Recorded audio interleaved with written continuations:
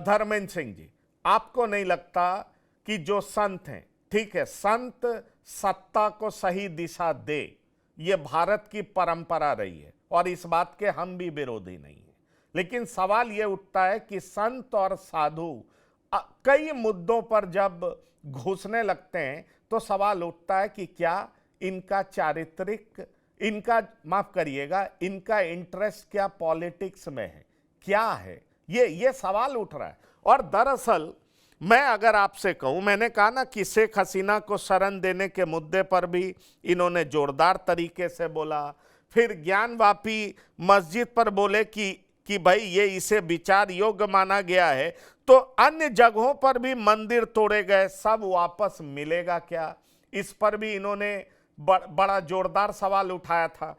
तो सवाल ये है धर्मेंद्र सिंह जी, सवाल यह है कि जो सवाल आपको सूट करता है उसके समर्थन में तो आप खड़े हो जाएंगे, लेकिन यही शंकराचार्य जब कहते हैं कि एक ज्ञान वापी ही क्यों, बहुत सारे मंदिर को मुसलमान आक्रांताओं ने तोड़ा है, उसको हमें वापस लेना चाहिए, तो क्या आप उसका भी समर्थन करेंगे? मैं यही बात तो पूछ रहा हूं आपसे। नहीं पंकज जी, बिल्कुल आपका सवाल बहुत जायज और वाजिब है। देखिए ऐसा है, पहली बात तो किसी राज सत्ता से जो अपने रास्ते से भटक गई हो, सवाल करना, उसका विरोध करना नहीं होता। दूसरी बात, आचार्य विनोदम जी जानते हैं, सनातन के जानकार हैं, वो लगातार सनातन के अगर साहित्य को पढ़िए तो तमाम सत्ताओं में जो क्रोध की बात ये कहे थे कि क्रोधी है और ये नहीं करना चाहिए था, उनको एक लंबी लेगेसी है, लेकिन किसी ने भी तत्कालीन सत्ता से लेकर के आज तक किसी ने भी उन संतों के संतत्व पर, ऋषित्व पर सवाल नहीं उठाया। मैं कुछ नाम लेना चाहूंगा। अगस्त ऋषि जी ने देवताओं को श्राप दिया था बैलेंस बनाने के लिए, उन पर कोई सवाल नहीं उठा, उनके ऋषित्व पर, उनके संतत्व पर। जमदग्नि ऋषि ने गाय माता को के हरण के आरोप में सहस्त्रार्जुन उस समय के राजा थे, उनको श्राप दे दिया था और उनके ऊपर सवाल नहीं उठा। गौतम ऋषि ने महाराज इंद्र को दे दिया था श्राप, उनके ऊपर सवाल नहीं उठा। भृगु ऋषि ने, विश्वामित्र ने, समय समय पर परशुराम जी ने क्रोध में, और दुर्वासा ऋषि ने, ये जो आप पढ़े होंगे, तो उन्होंने तमाम सत्ताओं को, राजाओं को जब पथभ्रष्ट हुए और रास्ते से हट गए तो उन्होंने उनको चाहे रास्ते पर लाने के लिए और समाज के हित के लिए समय समय पर आईना दिखाया, रास्ता दिखाया, श्राप दिया, जो भी अपने तरीके से क्रोध का प्रयोग किया। अब ये कह देना कि वो संत है, उनको क्रोध का अधिकार ही नहीं है, अरे जो संत वेश सत्ता पर बैठे हैं, जिनके पास पावर है, क्रोध तो उनको नहीं करना चाहिए। उनको साफली ले जाते, सनातन का जो प्रमुख त्योहार था उसको मनवाने में सहयोग करने के लिए सरकार, सत्ताएं और संसाधन इसलिए होते हैं, उनकी जिम्मेदारी या उनके उसका मालिकाना हक नहीं होता पंकज जी। उनका केवल सरकारों का आज से और आज तक यही रहा है कि वो सहभागी होती हैं, उस व्यवस्था के संचालन में अपना सहयोग करती हैं। चाहे उस पहले के जमाने में बड़े लोग थे, जो व्यापारी लोग थे या राजा लोग थे, वो लोग भी उसमें आते थे, तो केवल इसलिए कि आम संतों, महंतों और आम जनता को जो सुविधा दे सके उसमें अपना सहभाग सुनिश्चित करे, सिर्फ इतना काम था। उसके मालिक नहीं कुछ को रोक सकते, लेकिन परंपरा को खंडित किया। दूसरी बात, यहाँ सब लोग हैं, जो रिलेवेंट सवाल लगेगा, कोई जरूरी नहीं कि हम हर सवाल से उनके सहमत हो, हर से उनके सहमत हो, लेकिन जो सवाल समाज हित में, राष्ट्र हित में पूछा जाएगा और वो हमको लगेगा कि हमारे आम जनता के और से जुड़ा हुआ है, उसका हम करेंगे। क्या इसके पहले 2024 में उन्होंने 33 दिन की यात्रा नहीं की थी क्या गौ संरक्षण को लेकर के? ये कह देना कि उनके ऊपर लाठी भाजी गई इसलिए क्रोध में आज मांग कर रहे हैं, वो तो पहले भी उन्होंने मथुरा से दिल्ली की यात्रा की थी। हमको लगता है यहाँ आलोक जी को याद होगा, या आचार्य विष्णु विनोदम भी जानते होंगे कि वो यात्रा की थी। तो ये कहना कि उनके सारे सवालों से सहमत हो ना हो, लेकिन जो उनके साथ दुर्व्यवहार हुआ उससे हम जरूर आहत है। जो मंदिर तोड़े गए उससे इस सरकार का सनातन विरोधी चेहरा खुला, हम इसकी निंदा करते हैं। और उनके जो ये सवाल हैं, जो सत्ता से पूछ रहे हैं, उसको उनको जवाब देना चाहिए।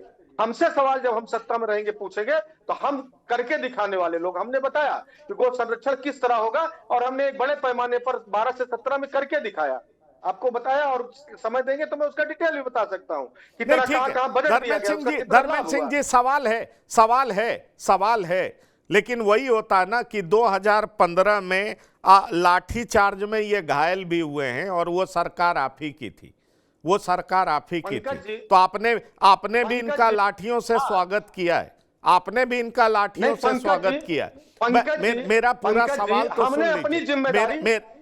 मेरा पूरा सवाल तो सुन लीजिए। मुझे लगता है इस बार धक्कम धुक्की हुई है, लाठियों से स्वागत नहीं हुआ है, और यह भी हुआ है तो बहुत ही गलत है, बहुत ही गलत है। मैं ऑन एयर कह रहा हूं, उनके साथ गलत हुआ और प्रशासन को माफी मांगना चाहिए। लेकिन कई सारे ऐसे मुद्दे हैं जिस पर आप कुछ बोल नहीं पाएंगे।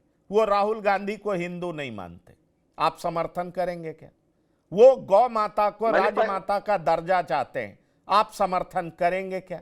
मैं वही पूछ रहा हूं। एक संत अगर इस तरह की बात करे कि जो नेपाल में हुआ वो भारत में भी विद्रोह होगा, उन्होंने ये आशंका जाहिर की, आप इस तरह का समर्थन करेंगे क्या? तो कई सारी ऐसी बातें हैं जो शंकराचार्य अविमुक्तेश्वरानंद जी करते रहे हैं, वो मीडिया में भी सुर्खियां बटोरते रहे हैं, जिस भी वजह से बटोरे हैं, लेकिन उनकी चर्चा ऐसी होती रही है। और आप भी जब सत्ता में बैठेंगे तो इस तरह की बात का विरोध ही करेंगे।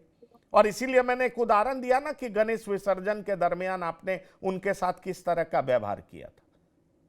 आलोक पांडे, उम्मीद हमारा सवाल आपको बहुत समय दिया, इसी पर आप बोलिए। नहीं, बस केवल जवाब 30 सेकंड। आपने चूक सवाल किया है तो हम उम्मीद करेंगे कि हमारा जवाब भी आ जाए।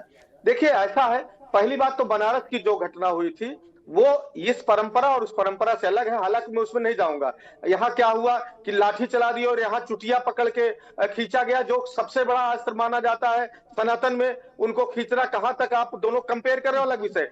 लेकिन हमने खुले मन से वहां के अधिकारियों से यदि गलती हुई थी या किसकी गलती थी, बिना इसको उसमें मेरिट पर गए, हमने खुले मन से उसको अपोलाइज किया कि हमारे अधिकारियों से गलती हुई और महाराज जी क्षमा करें, एक संत के नाते। और उन्होंने उसका जिक्र कई बार किया है।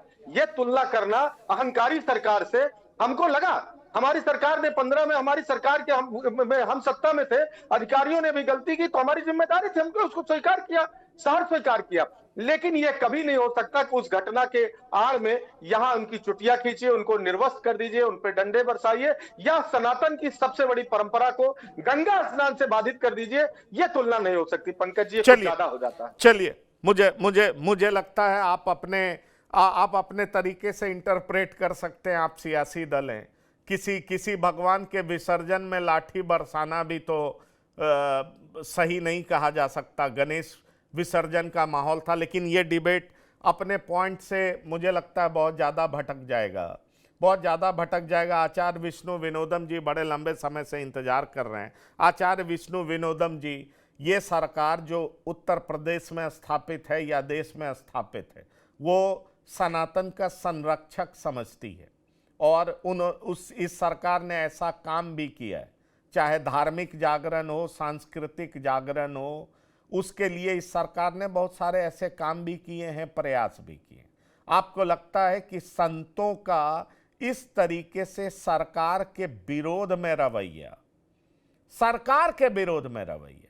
सरकार के लिए एक बहुत बड़ा अल्टीमेटम है, खास तौर पर तब जब यूजीसी के जो नए कानून आए उसको लेकर के भी जो विवाद हुआ, सरकार सवालों के घेरे में है, और दूसरी तरफ संतों का इस तरीके से सड़क पर उतरना, जो अभी अल्टीमेटम दिया गया है। मुझे नहीं पता राज्य सरकार इसको किस तरीके से राज्य माता मान लेगी, लेकिन जो अल्टीमेटम दिया गया है, आपको लगता है कि संतों का इस सरकार के विरोध में उतरना, ये कहीं ना कहीं जो वर्तमान समय में सत्ता में सरकार जो है, जो पार्टी है, उसके लिए एक बड़ी गंभीर चुनौती है, और सनातन के लिए भी चुनौती है, चुनौती है।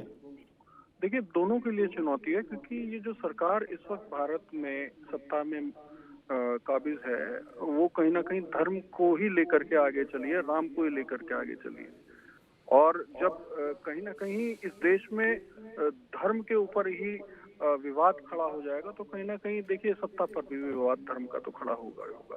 अब ये दो पार्टी होते हुए दिख भी रहे हैं, और ये कहीं ना कहीं सनातन के लिए भी ठीक नहीं है, और कहीं ना कहीं सरकार के लिए भी ये एक चुनौती तो बहुत बड़ी खड़ी हो गई है सामने। और यूजीसी जो ये कानून लेकर के आ रहे हैं, ये भी कहीं ना कहीं इनको बैकफुट पे लाने का तो काम करेगा ही करेगा।